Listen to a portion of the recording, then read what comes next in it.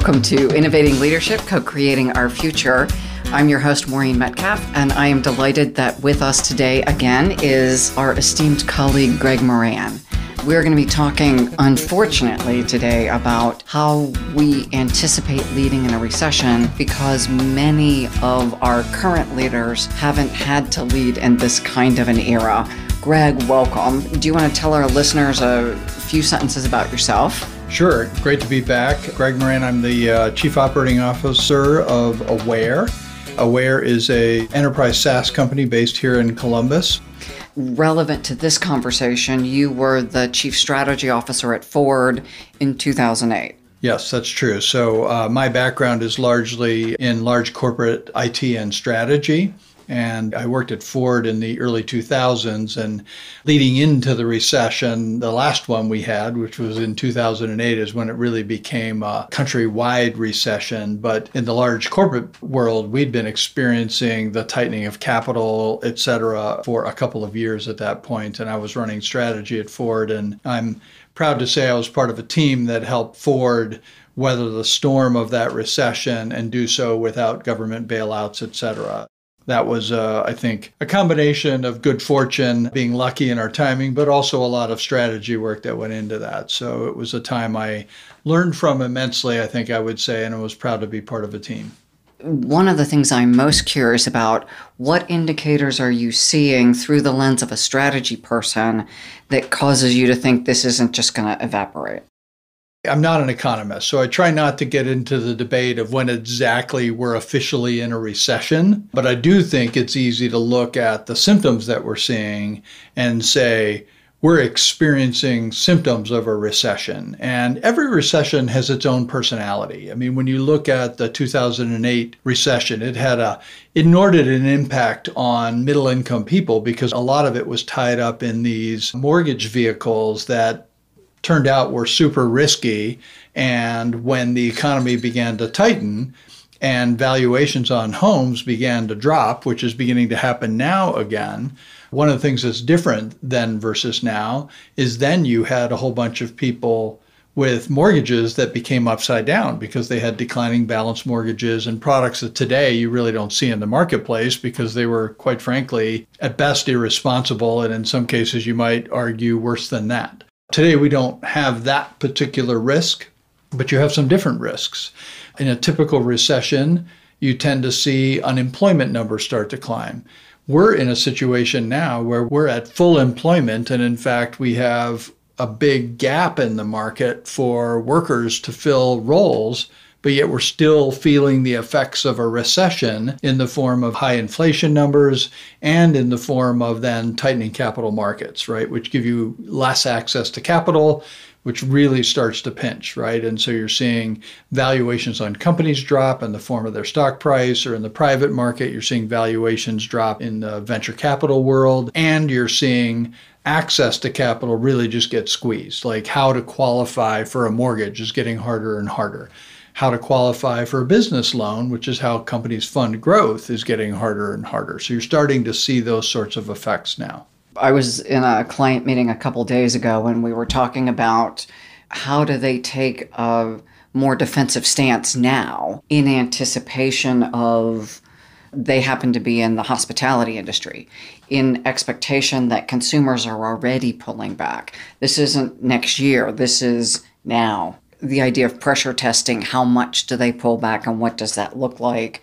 So they're still equipped to grow at the points where this is plausible, and they're being responsible in running the enterprise so that they come out at the end healthy. Right. And the trick of it is now is really 6 months from now when it comes to corporate decision making, right? The decisions you make today, the effects of that will be felt off in the future. Mm-hmm. And if you don't make some of those decisions now, you can find yourself in a position where that decision's not available to you anymore. So I'll use as an example going back to the last recession. One of the reasons that Ford was able to avoid a government bailout is because Ford was a privately held, closely held public company. It wasn't privately held, but closely held. So the Ford family still controls some 40% of the voting stock of Ford, even though they actually own only about 2% of the company. What that allows Ford to do is make long-term decisions regardless of what the analyst feedback is. So in early 2006, we began to really look at what was happening in the markets and what we needed to do to compete as a company, and began to lay the groundwork for going and getting the capital we needed to weather the storm. The analysts would have never recommended we do that, right? So the stock analyst, you do quarterly meetings because we were a public company. But the difference was Ford could go against the will of the analysts because they could play long ball, because they had the vote of the Ford family to be able to drive any specific corporate agenda item. And we took the decision to go borrow as much money as we could when the money was still available. And we locked in, I think it was somewhere around a $22 billion loan by the end of 2006. By January, February of 2007, the capital markets had locked down.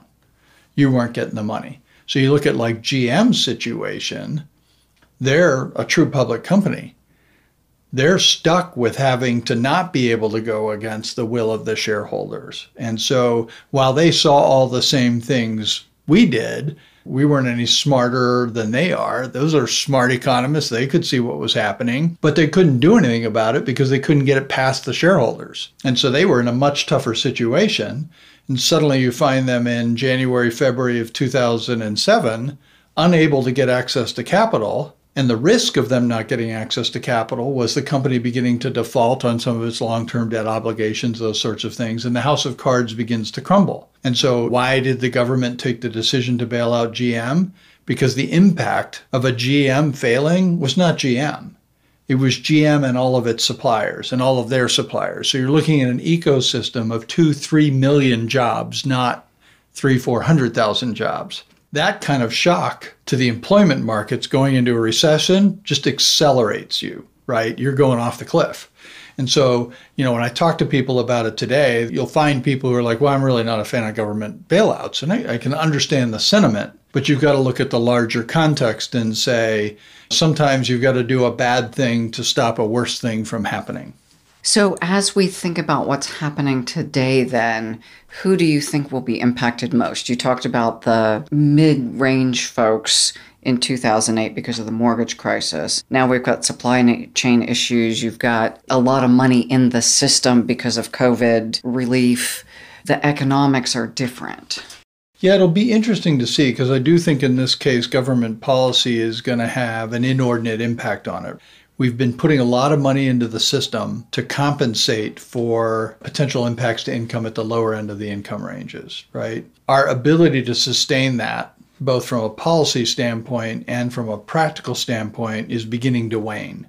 And it's beginning to wane just at the time when things are costing more and more, right? So you've got this insidious doom loop that's occurring right now around inflation that's taking up prices for people who have less and less access to capital unless they go find a job. I suppose if there's a silver lining, there are lots of jobs available.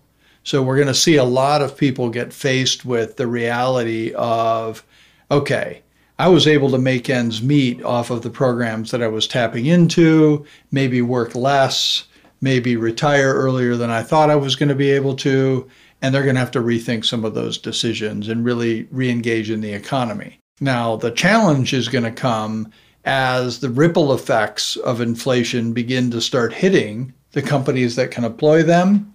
Those job opportunities are going to get lower and lower. So right now we have a fairly substantial gap between the number of employees available and the number of jobs available. There's way more jobs than there are people. It's going to narrow. We'll see that start to crunch down. And when that crunches down, you start to feel more like a classic recession, in that people who want jobs can't find them because the jobs are starting to go away because the companies that have the jobs are earning less revenue. So certainly any large company in a discretionary category is something to pay a lot of attention to, right? So you talk about hospitality. Travel is not entirely discretionary, but to some degree is discretionary, and certainly some hospitality industry players cater more to leisure travel than they do business travel. Well, and I'm thinking of more of the infrastructure travel. If you're building our local Intel plant, we're going to have a lot of construction folks living locally for a period of time, some of them housed in hotels. That probably falls then under the business category, just like you and I jumping on a plane to go see somebody. Yeah, and a lot of that's going to be the extended stay Americas rather than the classic sort of hotel chains, hospitality chains, because it's just financially more viable. I remember when I first went to work for Ford, the way the company paid your move package included just a slug of money that you could use for renting an apartment while you were looking for a house. I was just by myself. My family was going to be still here in Columbus for some period of time. And rather than pay $3,000 a month for a furnished corporate apartment, I actually just rented a room in an extended stay America. And every single other person in that extended stay was either laying carbon fiber or working on a construction project or something like that. So that's that market. And it'll be interesting to see how much of a slowdown there is on some of these big construction projects because they're very capital intensive. Some certainly will, and yet at this point we're still facing huge housing shortages. Yes, and I think what's going to happen, because the housing shortages tend to be very localized. It's not everywhere in Columbus. It's where people want to live in Columbus. And we're going to be rethinking where we want to live when we're faced with the choices, right? And that's already beginning to happen. So new home sales are dropping off. New home construction is dropping off fairly rapidly. And I think we're going to see some rebalancing of that because there is more housing available in other places. And necessity becomes the mother of invention. You go where you can afford to live. And I'm thinking more nationally and even globally, but I believe nationally we still have housing shortages as well. Absolutely. And specifically more affordable housing shortages. It hasn't been economically most attractive to invest in that type of housing because you could get a premium for more single-family homes, those sorts of things. I mean, I look at the neighborhood that I live in, and the prices there have gone up astronomically, even in the last couple of years, right? And so why wouldn't you, if you were a construction company, focus on doing rehabs in an old established neighborhood where you're going to be able to command a 40-50% premium on your investment? Versus multifamily homes where, quite frankly, that's not where people have traditionally been trying to get to live, and the margins aren't as high. As the economy tightens, some of that rebalancing seems like it will need to happen. I agree, and I think that's where, as I was alluding to earlier, government policy can be so powerful, right? Because ultimately, some of the seed funding to start driving that construction is going to have to come from the public coffers. They're not going to come from private sources because private money is going to be harder to come by. So you're not a big fan of government assistance. Walk me through the rationale for policy and government coffers helping inform community-based decisions. The way I look at it is ceding an entire category of activity to the government is generally a bad idea in the sense that governments aren't really good at doing things, and they do things pretty inefficiently. So for me, sort of philosophically, you cede control of that stuff to a government entity only when you absolutely have to and for the sort of obvious things. And if you look at the original sort of framers of our Constitution, it was, things like provide for the common defense. Okay, we can all agree the government gets the tanks, right? Like, let's not have that be a random thing, right?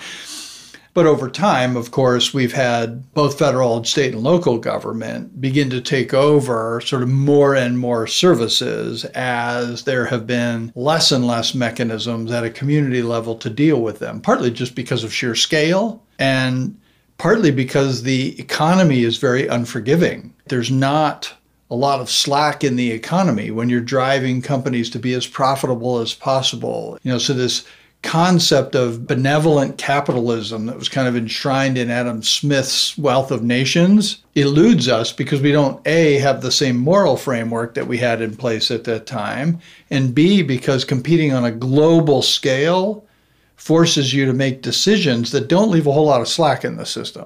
We've been left with sort of these problems that don't get solved on a local level, and somebody quite appropriately at some point says, okay, we got to solve this. right? It begins at the local level, and then it can move to the state level, and then you see it move to the federal level. And then, you often have the policy wonks in Washington figuring out that they can get control of something and drive an agenda if they put money behind it. And you see a lot of that. And that's not a party thing, by the way. I'm not pointing out one party versus the other. They've both done this to great effect, which is to basically say to the states, we'll give you a bunch of money to fix your infrastructure, but here's the deal. You've got to agree to this, this, this, and this, right? And so you end up getting sort of this amalgamation of policy agendas and maybe even well-intentioned grant programs, et cetera, those sorts of things that get all intermingled and is really hard to untangle. I get nervous about that because they're really hard to untangle, and they usually are consuming really large sums of money. And so I generally default to, we should try and figure out a way to solve these programs at a local level to the degree possible. It's like the idea of public education to some degree. That's a great example of where we've kind of lost the plot on that. Public education had its foundation in the one-room schoolhouse. So this was a group of families that got together and invested in the schoolhouse and hired a teacher to teach their children in the manner that was consistent with the way they wanted to have their children taught. When that's all been kind of blown up into these 3, 4, 5, 6, 700,000 student school systems, where's the accountability to the agenda? And how would you even form consensus at that level of scale? How do you form consensus around the educational mandates for the Columbus City schools? Because the Columbus City schools span multiple communities with very different values, very different points of view on these things. And so you end up with this real lack of connection between the community that's paying for the public school system and the activities of the public school system. And I'm not taking a position one way or the other. I'm just describing the phenomenon. When things get big enough and disconnected enough from the constituency, the accountability gets broken. And it gets really hard to see what's going on. So that's really the background on my thinking around why do I focus so much on trying to find local solutions to local problems? It's because they tend to be way better aligned to the needs of that specific problem. And quicker to shift. Completely, right? They can adapt much more quickly. And a lot of that used to come through community organizations and religious organizations. And as that has dried up, it's left more and more of a vacuum around these things, right? And who's in the position to step into that vacuum? And in some cases, like addressing pandemic research and vaccines and things, and again, not making a political statement, but the government stepped in and accelerated the research, and that produced brilliant results. Absolutely. And it couldn't have probably happened any other way, right? We're not going to sort that problem out in Columbus, right? We don't have the resources. We don't have the information. We don't actually have even the ability to connect on a global level with the other organizations that might have insight. In a way, you can put that under that banner of provide for the common defense. It's almost provide for the common welfare. It's just kind of like, all right, some things we've got to handle at kind of that level, particularly in a global economy. I know our topic is leadership, and it seems like we're wandering, but it also feels like we're level setting. And one of the pieces of level setting, especially in an environment where it seems like everything is at odds and we have so many factions, you're pointing to there is work to be led at the community level, there's work to be led at the state level, there's work to be led at the corporate level, federal level, international level, and there's a lot that needs to be interconnected because our government can't or shouldn't do it alone, nor should, pick big company, Apple, Google, JP Morgan, should also not be tasked with finding vaccines. Exactly, but not that they're absolved of accountability at the level at which they can make a difference, right? So, JP Morgan Chase is a great example. JP Morgan Chase, I think quite wisely, has set up their charitable giving at a regional, at a local level. So they actually have a local leader that owns the process of deciding how to allocate funding inside of a specific community. And as a result of that, they've been able to do some really cool programs, like micro banking and micro loans in communities that need to have innovation and businesses start for them to be vibrant, right? That's relevant in part of Detroit or part of Chicago, and maybe less relevant in other cities that don't have that same issue. So you've got the ability there by like having local leadership around how they allocate funding, gives them the ability to participate at a ground level in ways that make a difference. Not every company has the luxury of the assets available to JP Morgan, but it's one company that I think has done a thoughtful job of figuring out how do we, in all of our global presence, stay connected at a local level and be relevant to the markets we serve. As leaders, that question of what's mine to do is a really important question. I completely agree. And I think it's part of the conversation that we need to have today is, leading in a recession as a corporate leader should come with the accountability to be thoughtful about how you're part of the solution for your community at the level at which you can make a difference. At Aware, we're a company of 120 people. My ability to impact Columbus writ large with almost 2 million people in the greater metro area is probably pretty limited, but it's not nothing. So what are we going to do as a company to responsibly participate in helping this city, this community, weather this storm? Do you have a position on that yet? Not yet. I mean, there are things we are already doing, making sure that our employment strategy matches the growth of the company very carefully. Don't get out over your skis. We pulled back our growth plans for the year because we're looking at the environment and we happen to serve large enterprises. In a recession, very predictably, large enterprises trim their budgets.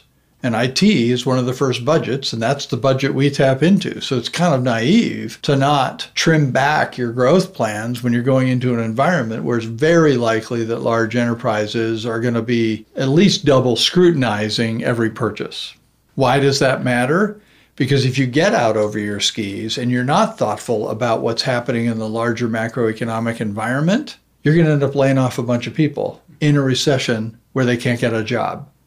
That's a responsible thing you can do today. Don't get out over your skis because you're going to create a sudden inequity. We just saw it happen yesterday here in Columbus. Unfortunately, one of the larger startups in town, a company named Olive, laid off 450 people in a day. That's a substantial hit to the Columbus economy. I mean, we're a big economy, but not so big that 450 people losing their jobs isn't going to get noticed. Now, they weren't all Columbus-based people, but it's definitely a significant hit inside of our community, right? And I'm not pointing fingers. I'm just using it to illustrate the fact that when you have a discontinuity like that, it's meaningful. It certainly is meaningful to those 450 people who today are sitting around going, am I going to be able to find a job in a recession? Certainly a job like the one I just left, right? And the answer is going to be yes for some, but not for all. And not at the same level. Clearly, there are jobs available. We talked about that at the beginning.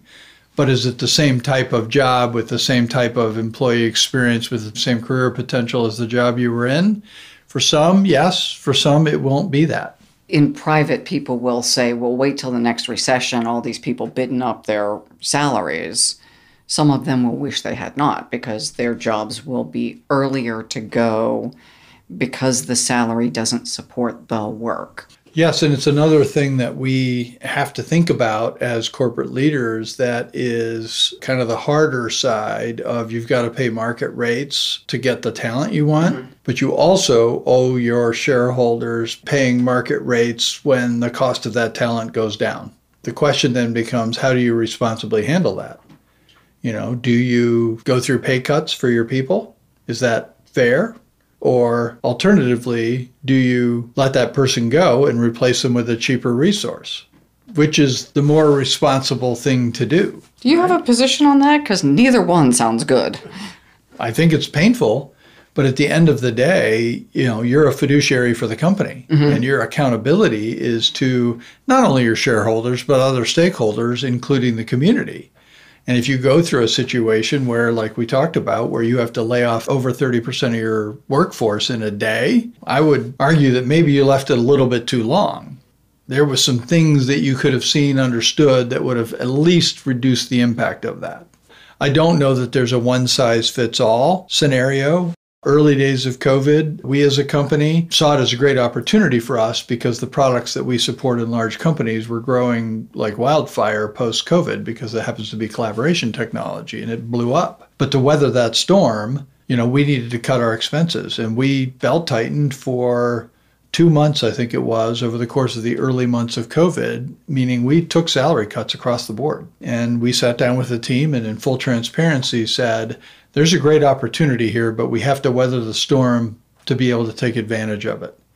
So we're going to do this together. As in the leaders took it too. Leaders took the most. So you lead by example. We all took the biggest hit. And then throughout the rest of the company, everybody took maybe even a minimal haircut in some cases.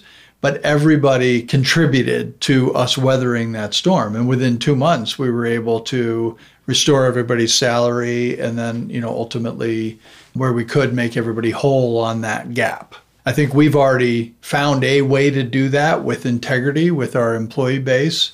That mechanism may not work in certain types of companies. Ours is a largely salaried, in fact, almost entirely salaried workforce. It's a high skill workforce. They can play long ball.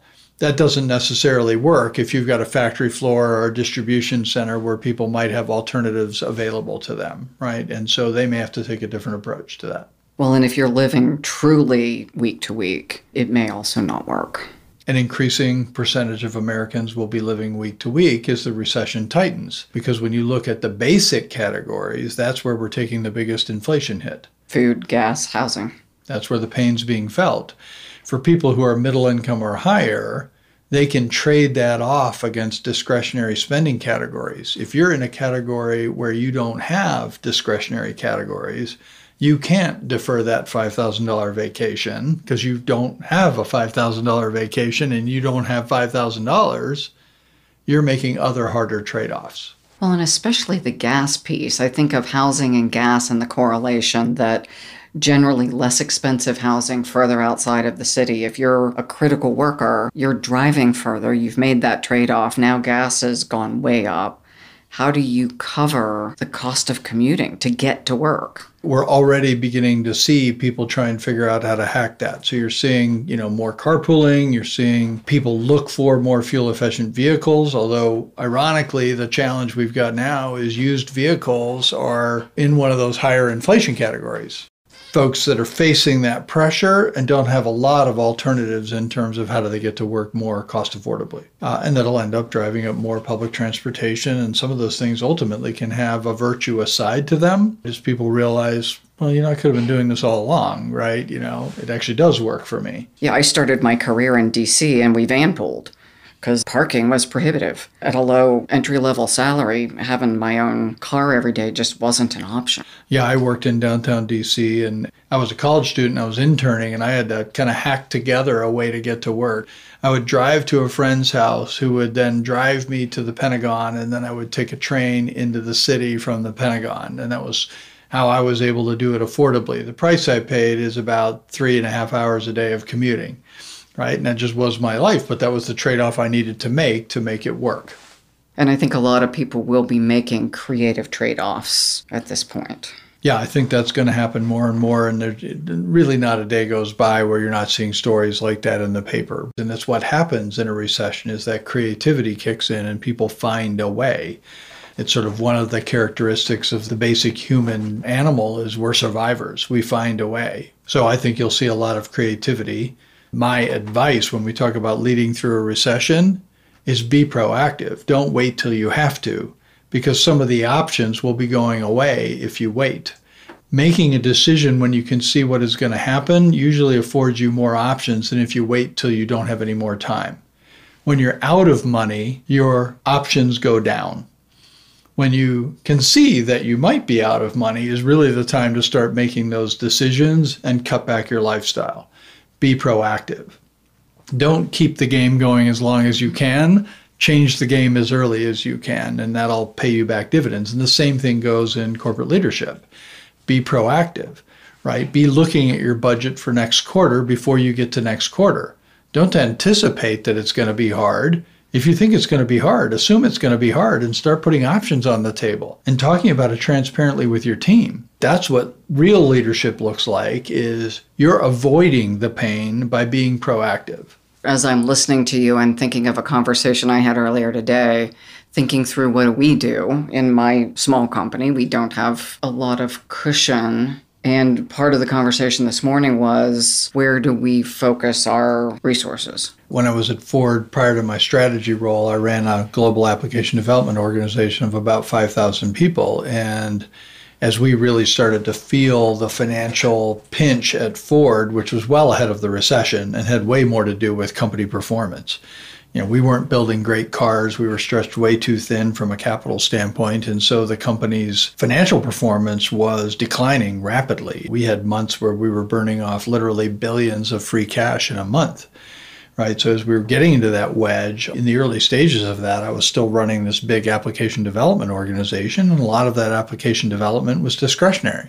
So we become on the leading edge of how do we cut costs inside of Ford so that we can continue to invest in cars and trucks that people want to buy? Sometimes that meant, in the course of 3 months, laying off 1,000 people. And I will say, as a leader, you take that stuff home with you at night, and you've got to figure out how to balance that equation in your head, because it's real. It's not 1,000 people. It's 1,000 people and their families. And those people you know. Absolutely. And so it's very personal. But you have to look at it through the lens of your fiduciary obligation to the other 4,000 people in your shop and the other 200,000 people that work at Ford. You do have to do that horrible math in your mind around, okay, this is going to be painful for that 1,000 people, but if I don't take that action now, it's not 1,000, it's 2. And you have to live with that reality and say, okay, with the information I have, the best choice I can make now is I have to lay off 1,000 people, because the implications of waiting are way worse for way more people. Mm-hmm. And it's a terrible piece of math to have to work with, but sometimes there aren't good options. There's only options that have varying degrees of pain. So thinking about at what point you pull the trigger. How do you look at the scenario, build the scenarios, look at the scenarios, set the triggers, and know when you're approaching? Because that's the other thing I've seen. I actually, in a nonprofit I ran, we set the triggers, we didn't pull them, and the results were bad. The first thing I would suggest is be honest about what your options are and what you think is going to happen. One of the things we did at Ford when we were developing the strategy for turning around the company is I personally sat down with all of the senior executives of the company, everybody running a P&L or a critical staff function. So CFO, head of supply chain, head of HR, as well as the head of the Americas, head of Europe, head of Asia, all of that, sat down. The first thing we did was align on a set of assumptions about the future of the automotive industry. And what I said to them as we sat down to have this conversation, it's not important that we're 100% right. It is very important that we all agree on what those assumptions are, because otherwise we'll have an incoherent strategy. So you don't have to be 100% right. You'd like to be more right than wrong, but I think to some degree, strategy work is a little bit imprecise. You're doing scenarios. Scenarios are by definition imprecise. So scenario planning is a good tool, but it's not a precise tool. So the reality is you don't know what the futures are. And so what you try to do is paint a picture of possible futures that are the smallest number of options possible that are very distinct from each other, because then it helps you make decisions. Each of those scenarios then gets predicated on a set of assumptions. And so what we did is align on the set of assumptions that we were going to use to craft a strategy for the company. And it was interesting and insightful that even across all of those markets, which are very distinct, the European market, the Asian market, the US market, the South American market, all very different. As I sat and talked to all of those leaders, the basic tenets looked very similar. And once that team realized that they all saw the future somewhat similarly, it unlocked the dialogue, to your point, about, wow, if we all agree that's true, there's some things we need to be doing to deal with it. And it opened up this possibility in my mind of taking action way earlier than we otherwise would have. Because we would have just waited for the symptoms of those assumptions to hit and then gone, wow, that's terrible. I really wish that hadn't have happened. I wonder if we could have avoided this.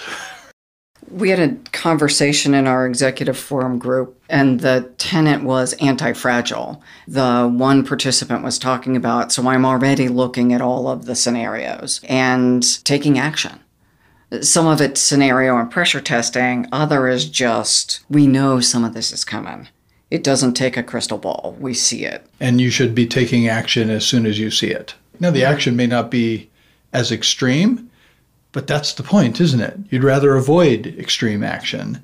And so if you can do a little bit now, you can avoid a lot of pain later. And that can be upside stuff too. Some of that can be investing in things that will put you in a position later.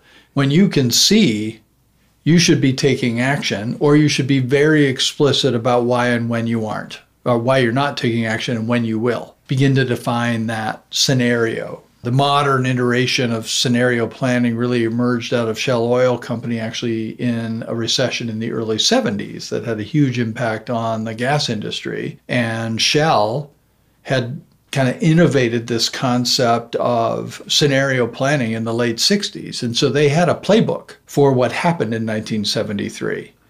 And so Shell weathered that storm better than all the other companies because they literally had the playbook on the shelf saying, this is a very plausible scenario. We should know what we're going to do. And I think that kind of thoughtfulness can really help a company in these sorts of times. And if you don't have it, it's okay. Start now. Start today. Yeah. Right. Get to work on it. And by the way, I'd encourage companies and leaders not to torture themselves with all of the permutations. Discipline yourself to 3 or 4 most likely scenarios, because otherwise you can't act. You can't build action plans for 20 futures. But you might be able to for 3 or 4 and know how you're going to act when those things begin to happen. The scenarios have to be distinct from each other, and then you have to actually build a true action plan behind them. You know, one of the things I'm seeing so often in leaders right now is this intense stress-related response. So the fight, flight, freeze. One leader I've interacted with recently is just kind of frozen. He's a smart guy, but the pressure is keeping him from being as proactive as we're talking about. For leaders who are already feeling inundated, it gets worse, right? As we don't do something. And the tendency as a leader in those moments is to take more control of the day-to-day of the operations. And it's exactly the wrong thing to do. That's not where you can add value, and it's not where you're supposed to add value.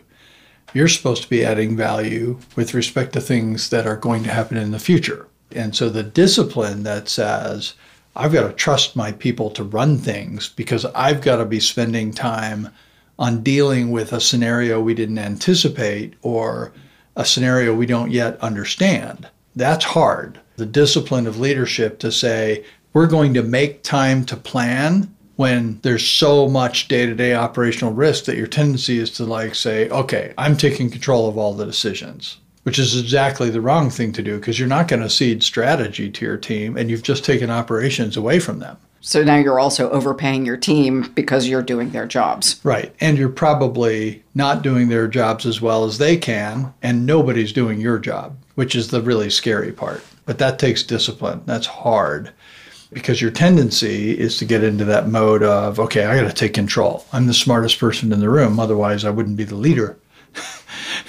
Right? And it's not always true. And it's certainly not necessarily the way to think about strategic decision making. And I'll point out, there was a study done where they looked into what emotions give you access to your greatest level of creativity, your greatest level of performance, and which ones close you off from more of your capabilities. And it turns out that the emotion that closes you off the most to your capability is fear, because you're going into fight or flight mode and your body naturally prioritizes only the things you need to survive. So if you run across a tiger in the woods, the only thing your body's thinking about is, how do I run? You're not thinking of anything else. Yeah. So if you're operating from a place of fear as a leader, you're going to be, by definition, limiting your capacity to lead because you're going to be closing yourself off to a lot of your capability because you're operating from a place of fear and you can get frozen. And that's a known phenomenon. We've all seen it. where when the fear gets substantial enough, people can't act inside of it because they're closed off to all of their capabilities. I've watched that happen personally. I felt it in myself. Yeah, I've certainly seen it in others. I don't remember a time where I've been frozen, but I have seen people who were frozen. I remember when I was in Air Force officers training and we were doing rappelling. One of my fellow students, and we're rappelling down a 100-foot wall, and he just froze. And literally we had to send up people to get him down. He could not move. I haven't frozen to that degree, but I have certainly slowed my response time significantly. Well, interestingly, the emotion that opens us up to our maximum capability is gratefulness. How interesting is that? And how do you find your way to gratefulness in a moment like this that we're facing? That's whitewater, right? You know, whether or not you are able to tap into that entirely, I think the lesson in it is look at the situation that you're in. You know, you have the privilege of leading, you're in a job, you're at a company you like, you're working with people you care about. There's a lot to be grateful for, and you have the luxury of action and strategy.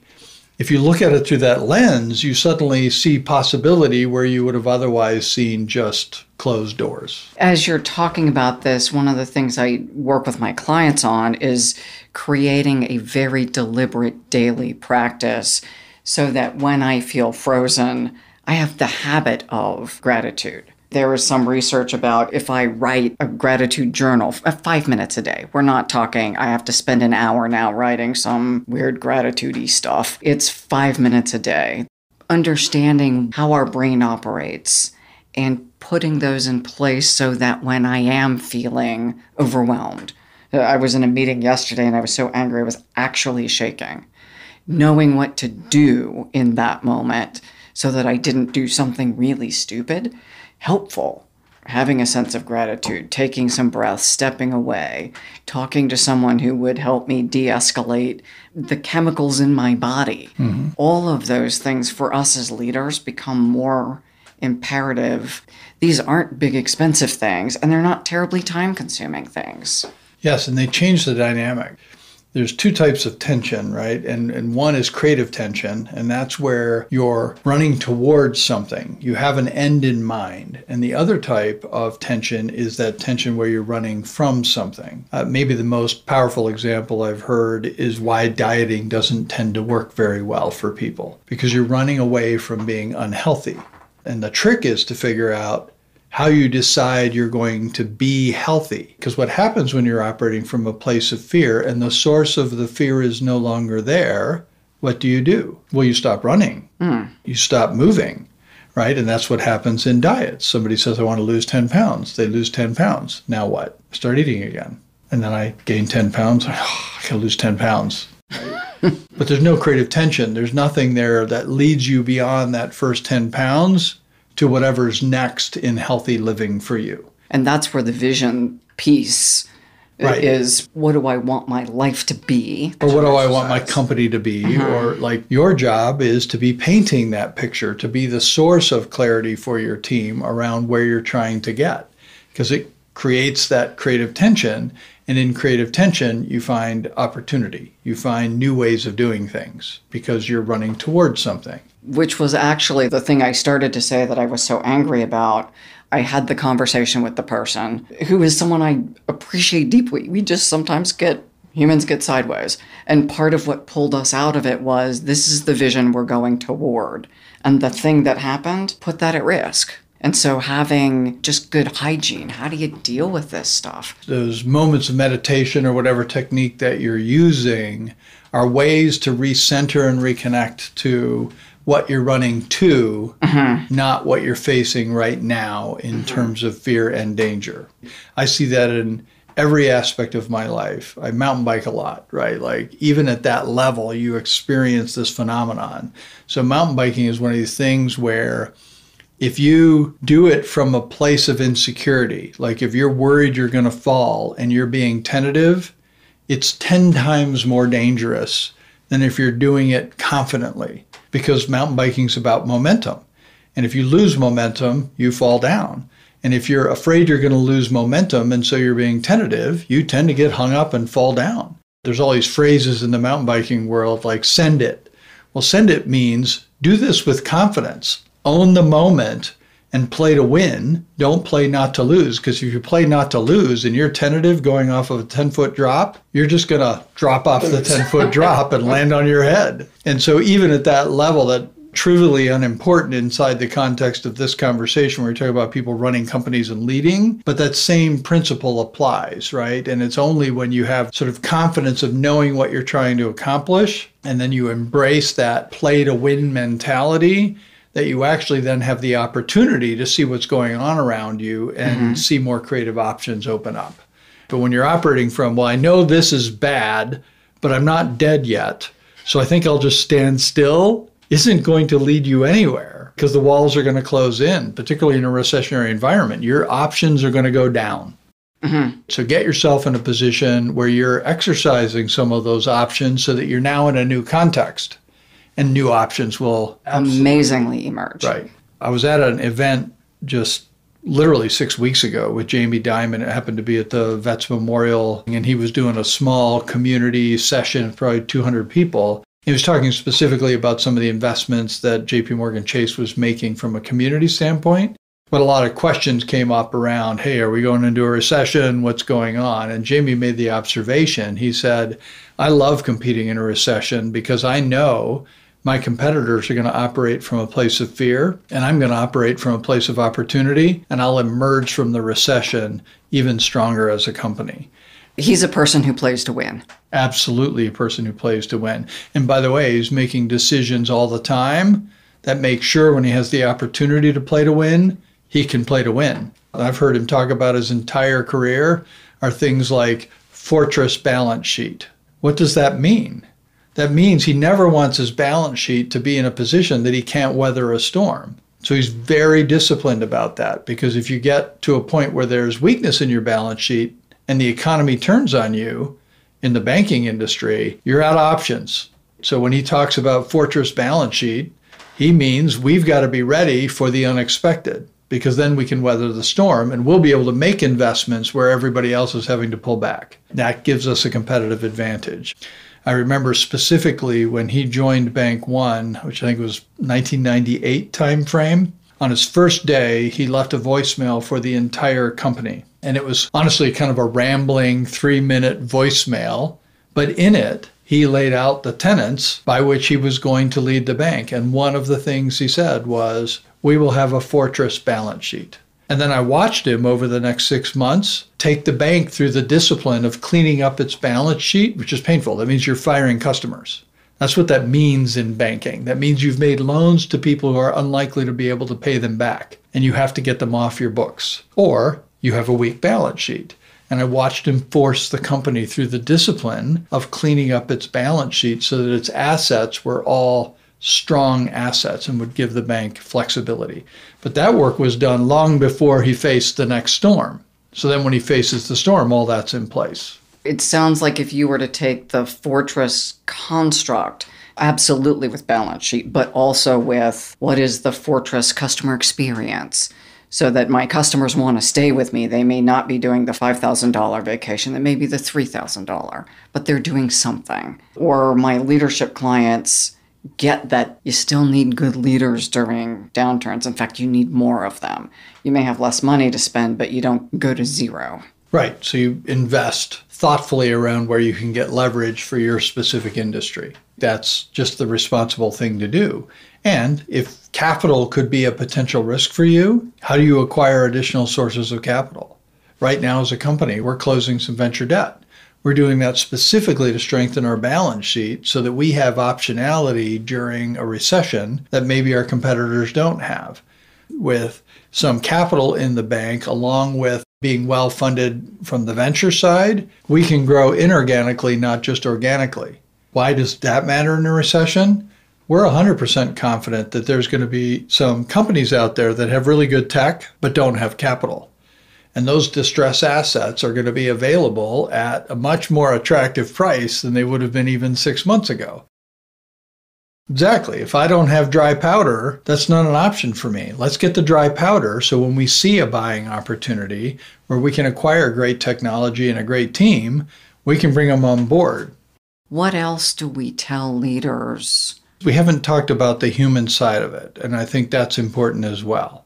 This is a time when empathy is going to be more important than ever and hard to come by, because when you're afraid, you're not empathetic. You're worried about yourself. You tend to be selfish. And I don't mean that as a pejorative statement. The chemistry is the chemistry, right? Mm-hmm. At the end of the day, we as people are just bags of chemicals responding to stimuli. We don't like that. We think we're rational, but the science is clear on this. So we have to be honest about that. We are what we are. So to some degree, that takes then the discipline to say, I'm not going to operate from a place of fear, which then gives me access to empathy and to care and to really understand what my people are going through and to help them out of a place of fear. How do you be the calm voice in the room when everybody's afraid? How do you create an atmosphere of possibility facing probability? Part of that for me is truly understanding the physiology overall and my individual and managing it. It's one thing to say, I know when I face this, it's going to be upsetting. It's another to choose to meditate or do yoga or whatever the thing is, so that when that happens, I'm able to pull myself out of the drama that I'm experiencing, focus on the vision, and demonstrate empathy that gets my fanny out of the fire. Yes, I agree. And I think it's one of those things where that personal discipline of knowing yourself, if you know that your tendency is to respond a certain way and you get into that situation and you know that you're not going to be productive in response to that moment, have the courage to say, I understand what you said. I need some time to process that. Calmly, respectfully, not from a place of anger, but of a place of self-recognition. That's not the sort of conversation that I can have in the moment. I need a little bit of time to think that through, if that's how you process those things. Other people process through dialogue and are able to spend the emotional content of it. Some people, when they're given a fact, have to act on it immediately. That may be the worst thing. So if you know that the person you're talking to is that sort of a person, predicate the conversation on, I don't need you to act on this. I just want you to think about it. That's respectful to that person and say, I really value how you think, and I think you might be able to add value on this problem.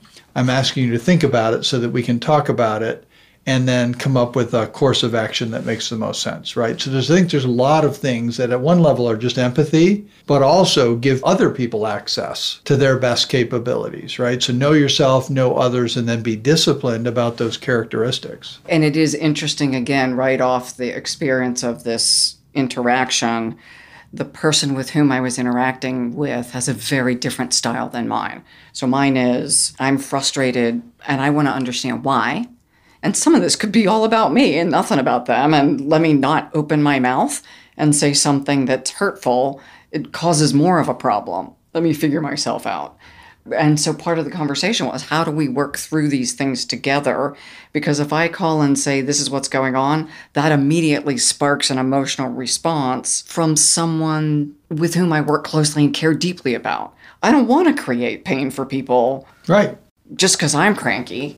You did something that injured a client, I'm going to create pain. Right. You did something that I disagree with, I might be wrong. Know myself, when do I shut the heck up? Know the other person and the style that is most effective for them, and don't create more drama and spin. Because it does seem like there's only a certain amount in the bank account. If I continue to go back and create issues, that's going to be a former colleague soon. Yeah, I think in these moments of high intensity, it's easiest to not assume good intent. And it's maybe at these times when assuming good intent is the most important. Because oftentimes it's a matter of context. And context is shifting rapidly in a time like this, right? So it could be you're operating from a different set of assumptions. We talked about that earlier. The first thing I would explore when I have a strong disagreement with somebody at a moment where maybe something very important is on the line is we may be coming at this from a different point of view, a different context. And that's an easy way to de-emotionalize it. Wait, let's step back. What makes you think that is a very different question than I think you're wrong. How we processed it was, what meaning did you make of that thing? So you observe something, I observe something. We had a very different interpretation of the same event. We're both super smart. And we responded rationally and appropriately to the different interpretation that led to, you know what, this is going to happen again. So then you have the opportunity to explore the lenses through which you're viewing those sorts of events, which is context. Yeah. Structure is decisive, right? At the end of the day, barring a psychotic break, everybody acts rationally in what they perceive to be the structure they're operating in. And if somebody that you know to be rational is acting in a way that you think is irrational, there is a 90+% chance it's context, it's structure. Let's expose the loading that we all are bringing to this and figure out if there's value in these two structures. You know, maybe they add value to each other. Maybe they're incompatible. Super important if they're incompatible that you rationalize that. Because I'll tell you, the combination of two incompatible structures is mush and won't end well. You got to pick one and agree to operate from it. In other cases, structures can be combined and be value added. And the exploration was really valuable. How did you come to that interpretation? How did I come to that interpretation? There's real value in the dissonance. It's just stinking painful. Absolutely, which is why we tend to avoid it. It's almost easier to be mad, and it gives you an excuse to exit the situation and or act irrationally. That's easy. And be morally superior in the process. Right, absolutely. The hard stuff is the hard work, right? The stepping back and examining the structures that are driving you. To your point, you're both rational, both smart people. If you draw different conclusions, you're probably operating from different structures. And we were. It was valuable to process it. For me, the transparency in these conversations, often we're talking philosophically. I mean, there's just real stuff. And the more we get into the stress that goes along with this downturn, the more we're needing self-care and willingness to have these early conversations so they don't devolve into, I can't believe you are, fill in the blank. And we live in fiery times. Independent of the recession, we live in fiery times. We have a country that's more politically divided than it has been in some time. I'm not going to say ever, because our memories are short. The 70s were very intense, right? And there was a lot of division, and there were a lot of symptoms that we see today and are shocked by that also occurred then, right? And you can go back and find other points in time. We're in a fiery time. What is the way through political divide? It's through examining the structures that we're operating from, which is hard. It means sitting down with somebody with whom you vociferously disagree and saying, help me understand why you believe that, because there may be insight in that for me. And then honestly engaging in that dialogue. We can do that without agreeing. And to your point, it feels generative versus the, I think you're wrong. Well, I think you're wrong. Well, that makes you a terrible person. Well, you're more terrible than I am. But the conversation about why do you believe that is generative, because it's probably going to add to your belief system. And then when you get the opportunity to share why you believe, it's going to add to theirs. And as always, in a republic like ours or in a company or whatever it might be, there's way more common ground than we perceive. Let's end on that note. Way more common ground and opportunities, even in a downturn. And we need good leaders now. Greg, thank you. This is always delightful. Well, thanks for having me. Always enjoy coming, and I appreciate the dialogue. To our listeners, thank you for engaging with us. Please continue to listen, engage with the material, like it, share it, and come back.